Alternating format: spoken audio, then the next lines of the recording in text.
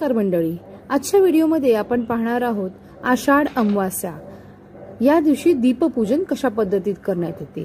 त्याआधी माझ्या चॅनलला नक्की सबस्क्राइब करा आणि आवडल्यास लाईक करा। आषाढ महिन्यातील शेवटची अमावास्या म्हणजे आषाढ अमावास्या। आषाढ अमावास्येनंतर श्रावण महिन्याला सुरुवात होते। आषाढ अमावास्येच्या दिवशी आपल्याला काय करायचं असतं तर आपल्या घरातील जितके दिवे आहेत ते सर्व दिवे आपल्याला स्वच्छ घासून पुसून घ्यायचे आहेत आणि या दिव्यांची आपल्याला पूजा करायची आहे।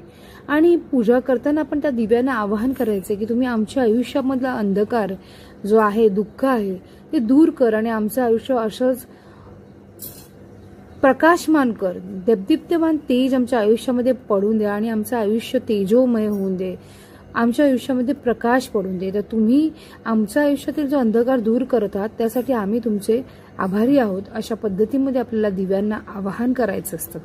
आपल्या घरामधील जितके दिवे तुमच्याकडे असतील ते सर्व घासून पुसून घ्यायचे आणि त्यांना प्रथमतः तुम्हाला हळद कुंकू वाहून, हळद कुंकू अक्षता वाहून त्यांचं पूजा करायची। त्यानंतर तुम्ही त्याला फूल वाहायचं आहे आणि त्यानंतर तुम्ही त्याला अगरबत्ती, धूप यांनी ओवाळून घ्यायचं आहे आणि कापुराने ओवाळून घ्यायचे।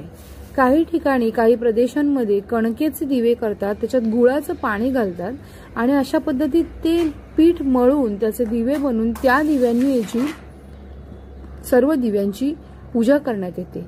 आमच्या घरात अशी प्रथा नसल्यामुळे मी माझी या दिव्यांची पूजा ही कापूर वाळून करत आहे। पण काही ठिकाणी अशी प्रथा आहे की कणकेच्या दिव्यांनी या दिव्यांना ओवाळून घ्यायचं असतं। माझ्या घरामध्ये असलेले विविध असे दिवे आहेत, त्याची माहिती मी तुम्हाला नंतर सविस्तर देईनच। येत्या 24 जुलैला आषाढ अमावास्या येत आहे आणि याच दिवशी गुरुपुष्यामृत योग देखील जुळून आलेला आहे। तर गुरुपुष्यामृत योगामध्ये आपल्याला सोन्याची खरेदी करायची असते, जेणेकरून आपल्या घरामध्ये सोनं नाणं हे विपुल प्रमाणात उपलब्ध होईल आणि लक्ष्मीचा वास आपल्या घरामध्ये सदैव राहील।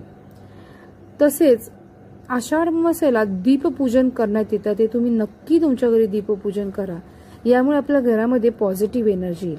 माझ्याकडे असलेले वेगवेगळे दिवे म्हणजे निरांजन, हे आहे पंचारथ, त्याला 5 वाती असतात, हे आहे मोठं निरांजन, ही आहे पणती, त्यानंतर छोटं निरांजन, ही 24 तास चालणारा दिवा आणि ही आहे समई।